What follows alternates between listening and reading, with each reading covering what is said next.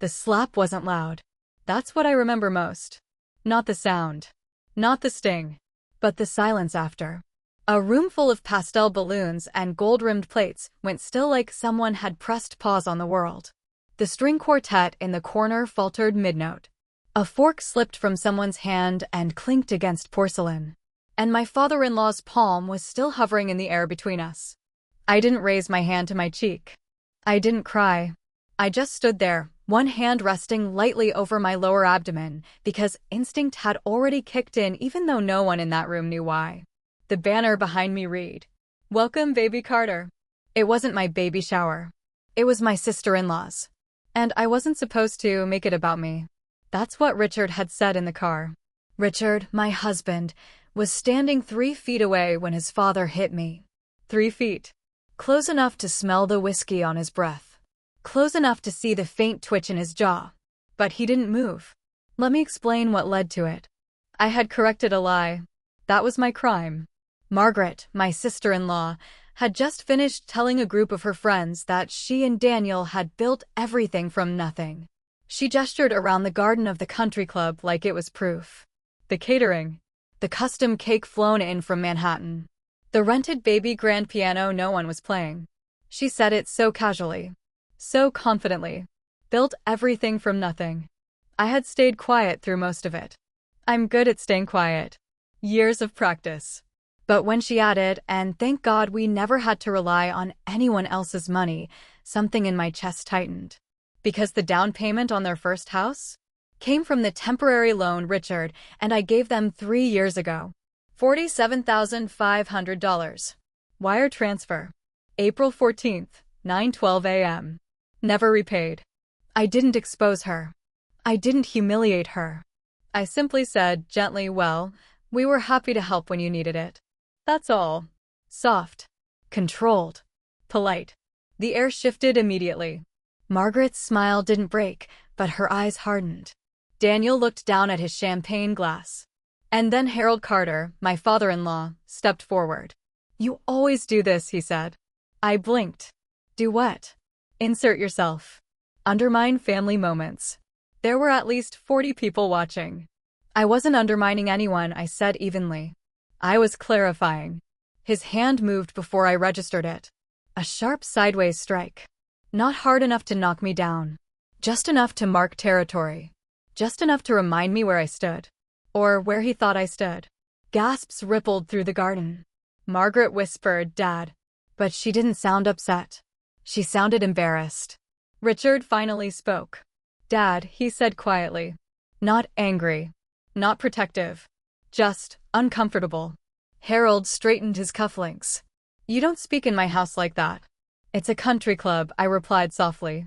That was when Richard grabbed my elbow. "Claire," he muttered, teeth barely moving, "just apologize." Apologize. For what?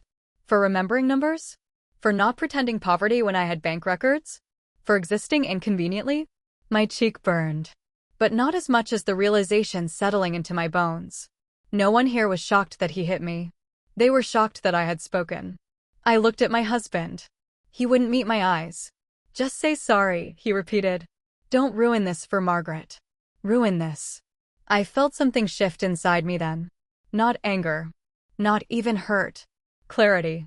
Because 3 days ago, at 6:40 in the morning, I had been sitting alone in our bathroom staring at 2 pink lines. Positive. I hadn't told Richard yet. I wanted the right moment.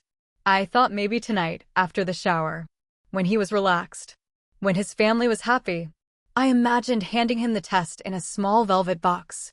Instead, I tasted copper in my mouth and realized something far more important. I was carrying a child into this family. And this was the blueprint. Harold was still staring at me, waiting for submission. Margaret's friends were pretending to sip champagne. Richard's grip tightened slightly. I removed his hand from my arm. Slowly. Deliberately. Then I looked at Harold. "I won't apologize," I said. The quartet had completely stopped playing now. His face darkened, not with rage, but disbelief. "How dare you," he said quietly. I met his eyes. And for the first time since I married into this family, I didn't look away. What none of them realized What Richard didn't realize was that I had already made a decision. And by Monday morning, everything in this family would begin to unravel. But not because of a slap, because of what I was about to do next. I learned very early in my marriage that the Carter family didn't yell. They erased. Disagreement wasn't explosive. It was surgical, clean, polite, strategic. And I was always the incision. When Richard first introduced me to them 6 years ago, I mistook their composure for class. Harold shook my hand firmly at dinner and asked where I went to school. Not in a curious way. In a measuring way. State University, I'd answered. A pause. Margaret smiled thinly. Oh, practical. It was the first time I felt that subtle recalibration in a room. The quiet reassessment of my value. Richard squeezed my knee under the table afterward. They just have high standards, he'd said in the car. Don't take it personally. High standards. That phrase followed me like a watermark. When we got engaged, Margaret asked about the ring. It's lovely, she said, tilting my hand toward the light. Classic. Not flashy. Translation. Not expensive enough. When Richard and I bought our townhouse, Harold offered to review the paperwork. He didn't like that the mortgage was primarily in my name. It's unusual, he said, tapping the documents with a manicured finger, for the woman to be the primary borrower. I worked in financial compliance. I made more than Richard at the time, but that wasn't the point. In their family structure, money flowed downward from Harold. Authority followed it, and I had disrupted that current. The $47,500 loan to Margaret and Daniel happened during their temporary setback. Daniel's startup had collapsed. Investors pulled out. They were facing foreclosure on a home they had publicly flaunted on social media for months. Richard was frantic. We can't let them lose the house, he'd said. Dad will never forgive us. Us. Not them. Not Daniel. Us. I wired the money without hesitation. Drafted a simple promissory note. 6-month repayment term. No interest. Margaret hugged me tightly that night. You're a lifesaver, she whispered. The note was never signed. When I gently brought it up 7 months later, Margaret laughed. Oh, Claire, we're family. Don't be transactional.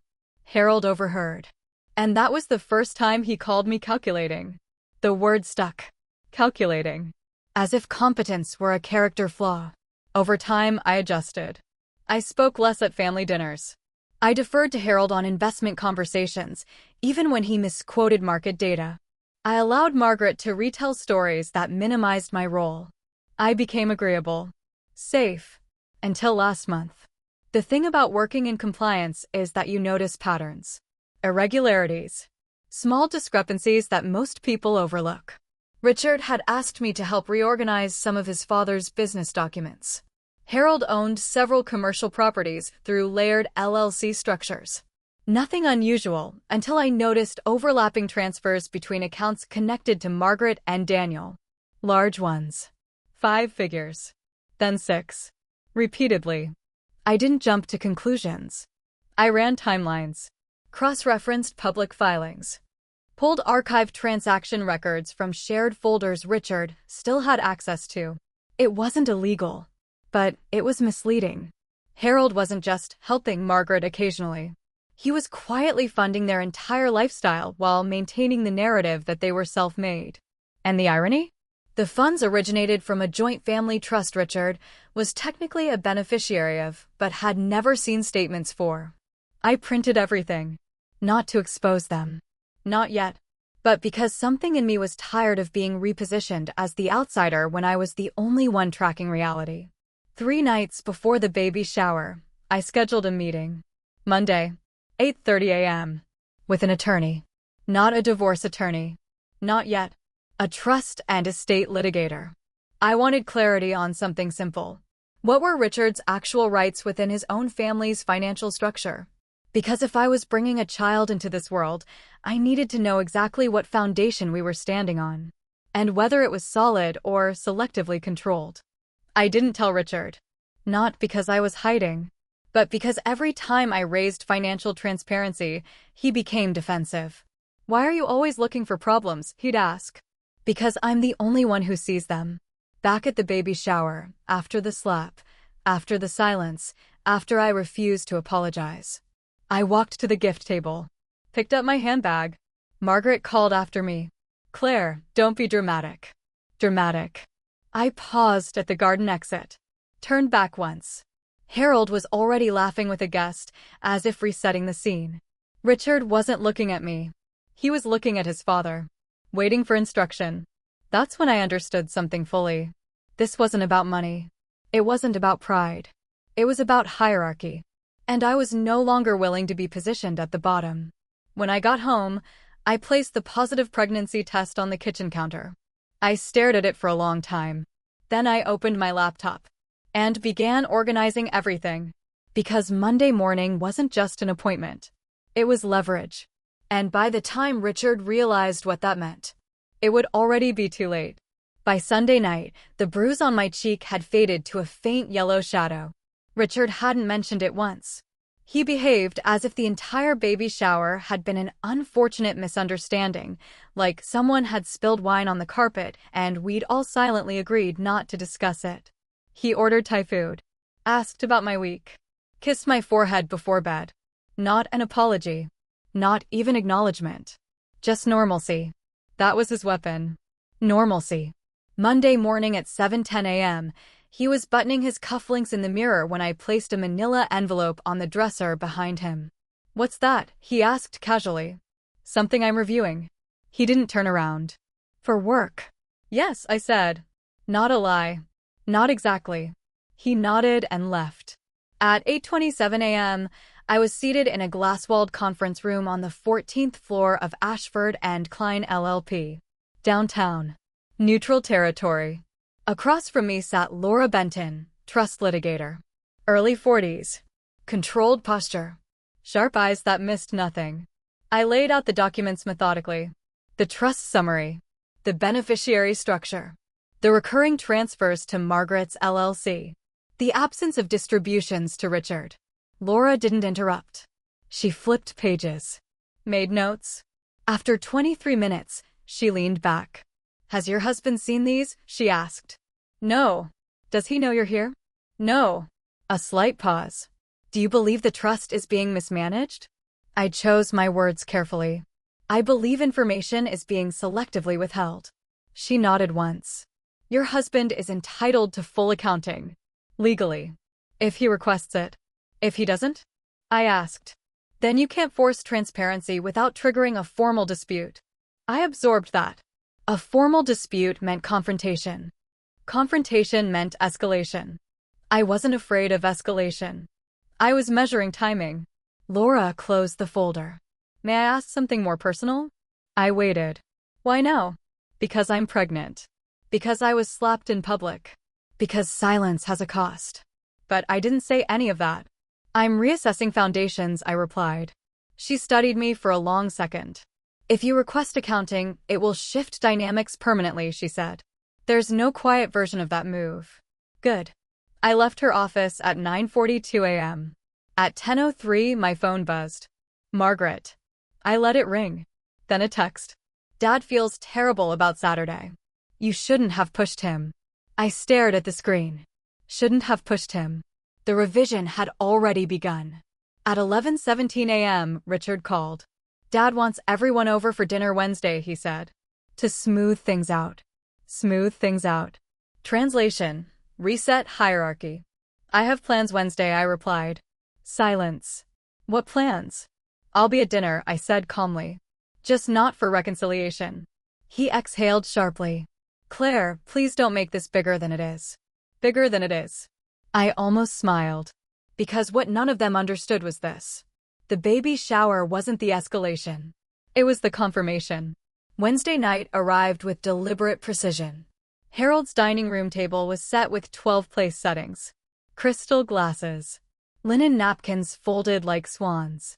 Margaret wore white. Of course she did. The bruise on my cheek was gone. I wore navy. Richard was tense beside me. Harold stood at the head of the table, carving roast lamb like a patriarch in a painting. When everyone was seated, he cleared his throat. Family misunderstandings happen, he began. Emotions run high. His gaze drifted to me briefly, but we moved forward. I didn't respond. Margaret reached for her water glass, avoiding eye contact. Halfway through the meal, Harold set down his knife. "Claire," he said evenly, "I expect mutual respect in my family." There it was. The framing. I dabbed my mouth with my napkin. "Respect goes both ways," I replied. Richard stiffened. Harold's expression hardened slightly. "Are you implying I was disrespectful?" I held his gaze. "Yes." The word landed quietly. Margaret inhaled sharply. Daniel stared at his plate. Richard leaned toward me. "Not here," he whispered. "Exactly here." Harold folded his hands. "If you have grievances, you address them privately." "I did," I said. Repeatedly. A subtle shift in the room. Confusion flickered across Margaret's face. Harold's voice cooled. "About what?" I didn't answer immediately. Instead, I reached into my handbag, removed a slim folder, placed it gently on the table between us. The sound of cardstock against polished wood was almost delicate. Richard looked at me then. Really looked at me. "What's that?" he asked. I met Harold's eyes. "Accounting," I said softly. The room went still. And, for the first time, Harold didn't look certain. No one reached for the folder. That was the first crack. Harold's fingers rested lightly on the table, but he didn't touch it. He stared at me instead, as if trying to determine whether this was bluff or strategy. Richard looked between us, confused. "Claire," he said carefully, "what is this?" I didn't raise my voice. I didn't rush. "It's a summary of distributions from the Carter Family Trust over the past 5 years. Margaret shifted in her seat. Daniel's jaw tightened. Harold gave a short, humorless laugh.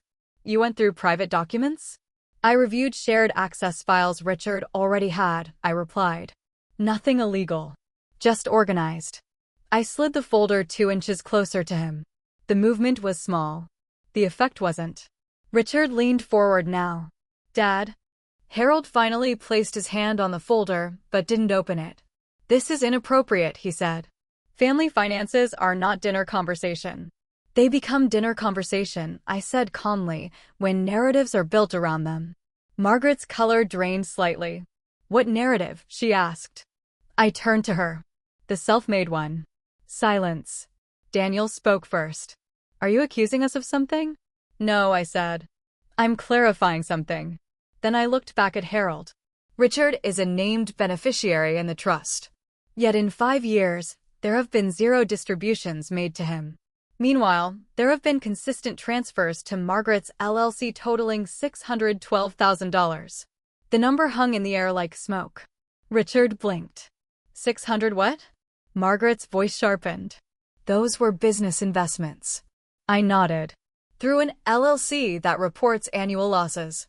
Daniel flushed. "You don't understand our structure." "I understand bank statements," I replied. Harold finally opened the folder. His eyes scanned the first page.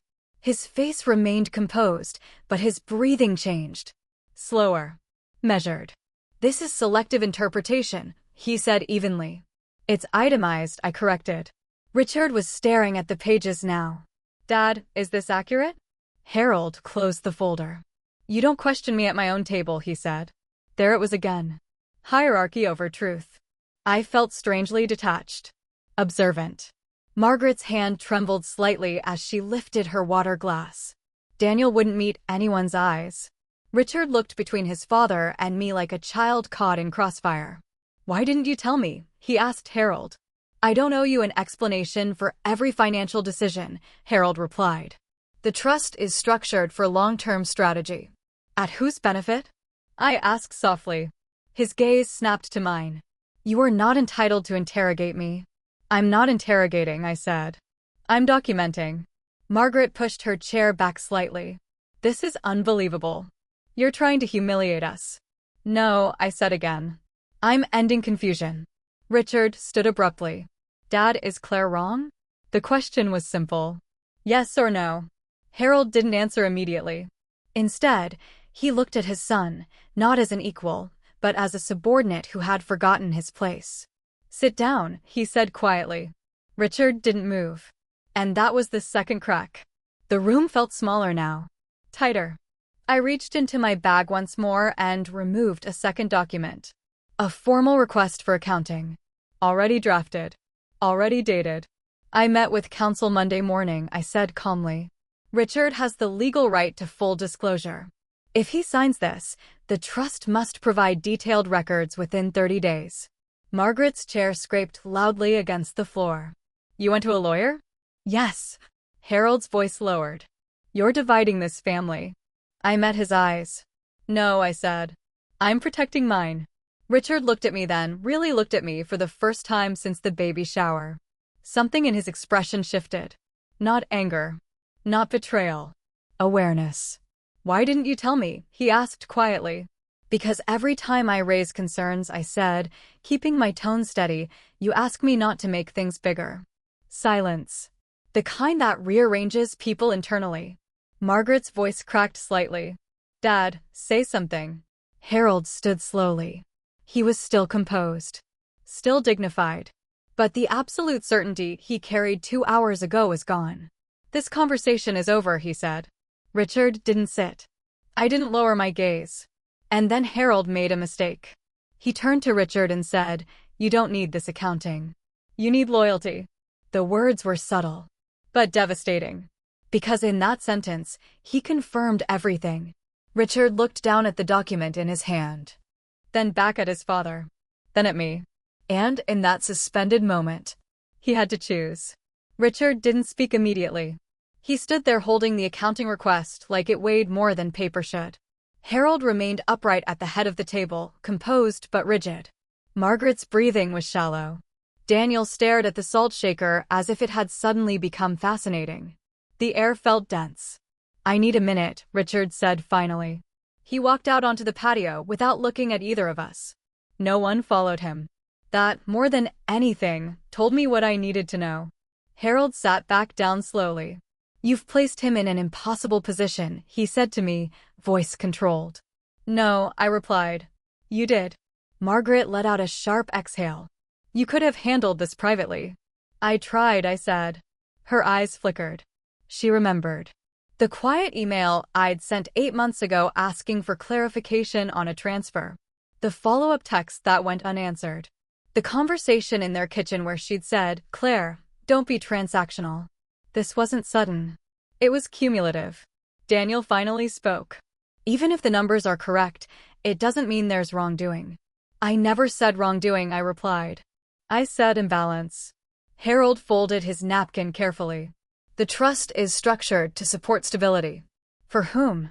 I asked again. He didn't answer. We heard the patio door slide open. Richard stepped back inside. His face had changed. Not hardened. Settled. He walked to the table and placed the unsigned document down in front of Harold. I didn't know, he said quietly. Harold's jaw tightened. Because you trusted me. I did, Richard said. The pause that followed wasn't loud. But it was seismic. And I still want to, Richard continued. But I can't do that without transparency. Margaret whispered, Richard. He didn't look at her. He looked at his father. If everything is structured fairly, he said, then accounting shouldn't be a problem. Harold's composure thinned. You're letting her poison you, he said. I didn't react. Richard did. No, he said firmly. She's asking questions I should have asked years ago. That was the collapse. Not dramatic. Not explosive. Just a quiet realignment of gravity. Harold's authority had always depended on unchallenged control, on the assumption that loyalty meant silence. Now silence was gone. You want accounting? Harold said, voice colder. Fine. You'll get it. He picked up the document. Signed it. The pen stroke was deliberate. Margaret's face went pale. Daniel stood abruptly. Dad, this is ridiculous. It's procedural, Harold snapped. Apparently that's what we are now. Procedural. Measured. Documented. I felt something inside me loosen, not triumph, not joy. Relief. Because this wasn't about humiliation. It was about clarity. Dinner ended shortly after. No dessert. No forced smiles. As we walked to the car, Richard was quiet. Inside, he sat behind the wheel without starting the engine. Why didn't you tell me about the lawyer? He asked. I looked at him. Because I needed to know whether you'd stand up when it mattered. He absorbed that. And if I hadn't, I would have adjusted accordingly. He understood what that meant. Not threats. Not ultimatums. Just recalibration. He leaned back against the headrest.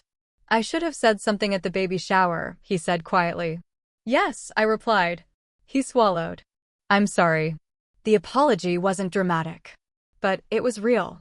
I reached into my bag slowly, removed the small white envelope I'd carried for 2 days, placed it in his hand. He frowned slightly. What's this? Open it. He did. His eyes moved across the folded paper, then froze. He looked up at me. You're pregnant. Yes. The word felt steady now, not fragile. His breath left him in a soft rush. For how long? 5 weeks. He stared at the paper again, then back at me. You were going to tell me tonight?